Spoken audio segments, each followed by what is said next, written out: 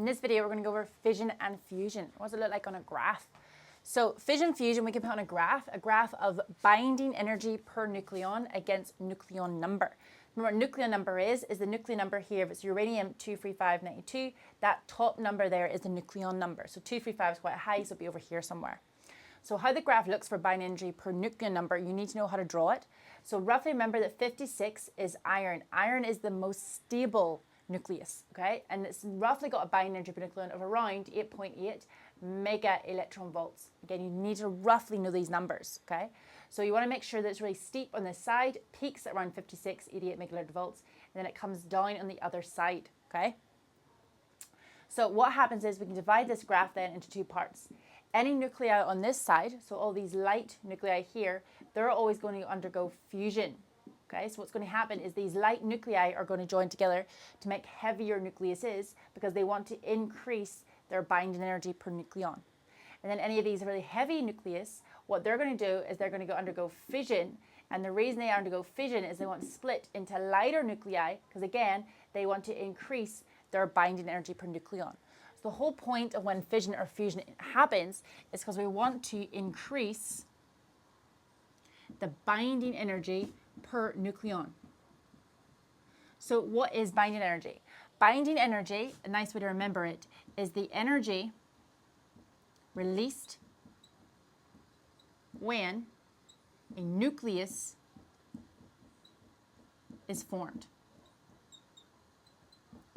So in our last subtopic there, in that previous video, we calculated the energy released when that helium nucleus was formed, when you join those two neutrons, those two protons. And what we calculated there was that binding energy for that helium nucleus. The energy released when that nucleus is formed because we joined the two protons, the two neutrons. It's also the energy required to completely split up a nucleus into its individual nucleons. Okay, so the energy released when the iron nucleus formed is the most energy because it's the most stable one. A nice way to remember it is iron is the heaviest element that can be formed inside stars due to fusion because, again, it's the most stable. Anything heavier is made from those supernovas. So another thing I want to look at is what actually is fission and fusion. Okay, so fission, let's start with fusion actually. So fusion is when we have those two light nuclei and we want to join them together to make a heavier nucleus. So again, we're going to have the two light nuclei and we join them together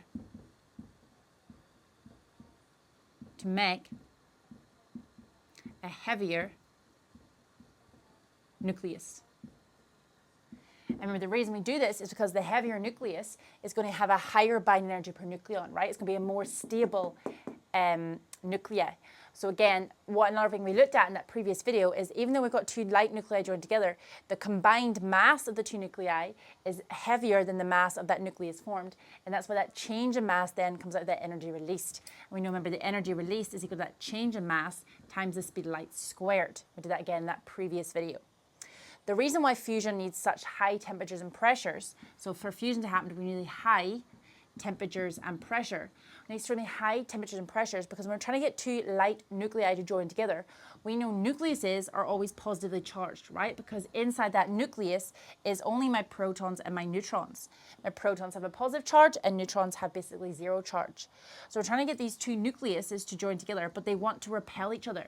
So I need to make sure I've got really high temperatures and pressures so I can get these to go to really high speeds so I actually can get them to join together because we need to overcome the electrostatic force of repulsion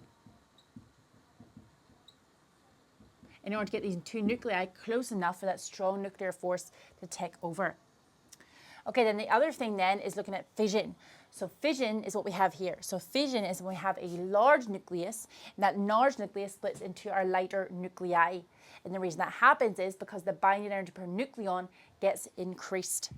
And normally what we have to do is we have to induce fission. So what that means is we have to fire a neutron at that really large nucleus to get it split up.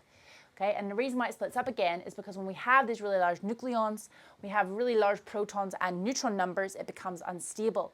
Mostly because when the more protons you put inside a nucleus, those protons in that nucleus, they want to all repel each other. So it'll be a really large force of electrostatic force of repulsion. And that strong nuclear force trying to keep it all together has less of effect. So that's why these are really large nuclei are unstable. They want to decay, they want to get to smaller nuclei to increase their binding energy per nucleon because they want to become more stable.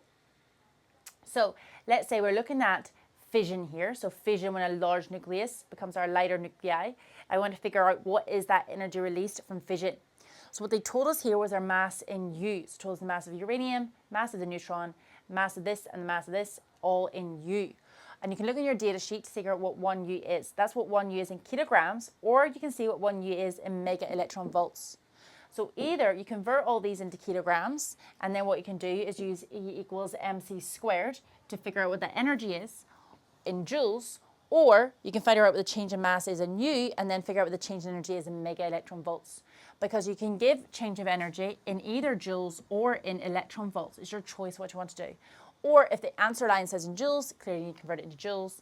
And if it says electron volts, you convert it into electron volts.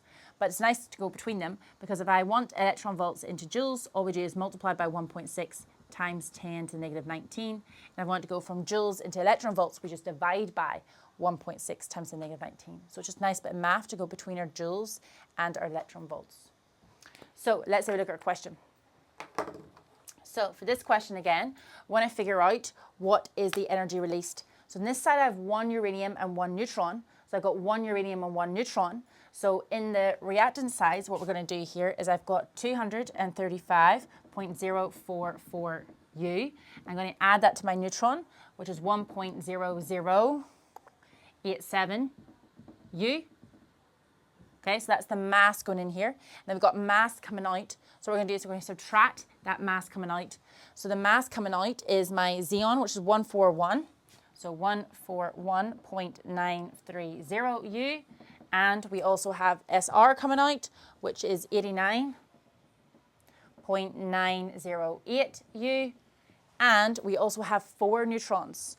So when we add on here, we also add in 4 times the mass of a neutron. And it tells us that a neutron here is 1.0087.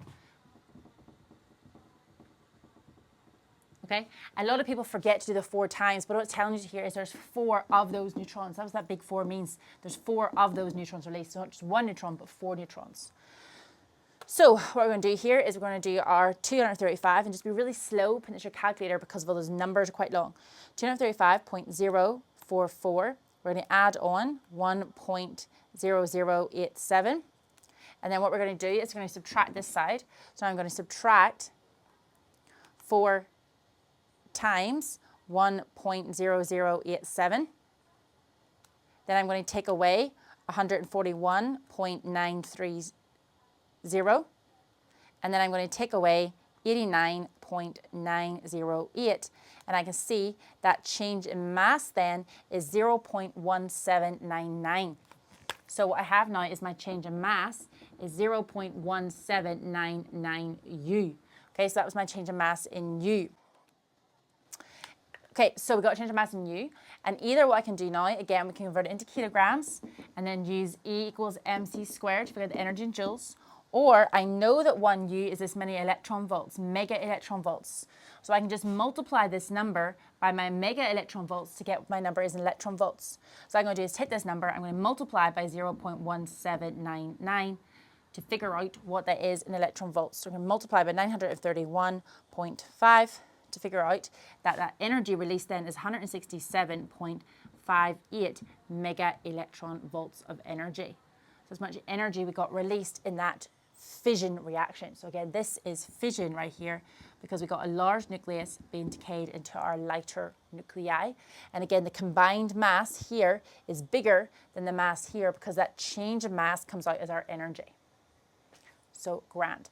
The only thing to add here is just always make sure if they're giving you the binding energy per nucleon, because sometimes they might tell you the binding energy per nucleon is 8.8 mega electron volts. That doesn't mean the binding energy of iron is 8.8 mega electron volts. It means the binding energy per nucleon is 8.8 mega electron volts. So if I want to find out what the binding energy of iron was, so Fe, I know it's got an A of 56, so it's got 56 nucleons. I have to multiply by the binding energy per 1 nucleon, which is 8.8 mega electron volts. So when you do 56 multiplied by 8.8, you're going to get a number there of 492.8 mega electron volts. So So yeah, just be careful when you're looking at data and tables. Be careful if they give you the binding energy of actually just what iron is, or if they give you the binding energy per nucleon, so you can divide it by the total number of nucleons to see what the total binding energy is.